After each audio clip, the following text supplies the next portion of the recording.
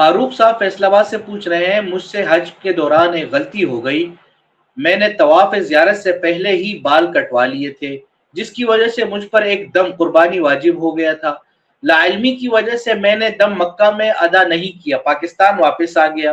اب مجھے کسی عالم نے بتایا کہ دم واجب تھا، کیا میں نے وہ دم پاکستان میں اپنے شہر میں اب ایک بکرا ذبح کر کے ادا کر سکتا ہوں، یا اسی حدود حرم میں ہی ذبح کروانا شرط ہے؟ پہلے تو یہ دیکھیں نا کہ دم بھی آتا ہے یا نہیں آتا۔ ٹھیک، اب یہ جو صورت ذکر کر رہے ہیں کہ میں نے طواف زیارہ سے پہلے ہی جو ہے وہ کیا کر لیا، حلق کروا بال لیا، کٹوانا۔ کیا طواف زیارہ سے پہلے حلق کروا لیا، یہی سوال کیا نا انہوں نے؟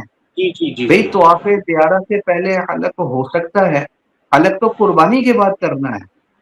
قربانی کے بعد اگر آپ نے حلق کیا ہے، بھلے طواف زیارہ سے پہلے کیا ہے، ٹھیک، وہ جائز ہے، بالکل ٹھیک ہے، کوئی دم نہیں آئے گا۔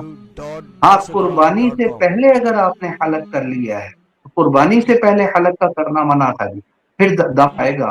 اور اس کیس میں دم بھی آپ نے حرم ہی میں ادا کرنا ہے، حرم کے علاوہ کہیں ادا نہیں کر سکتے، وہ ادا ہی نہیں ہوگا جی۔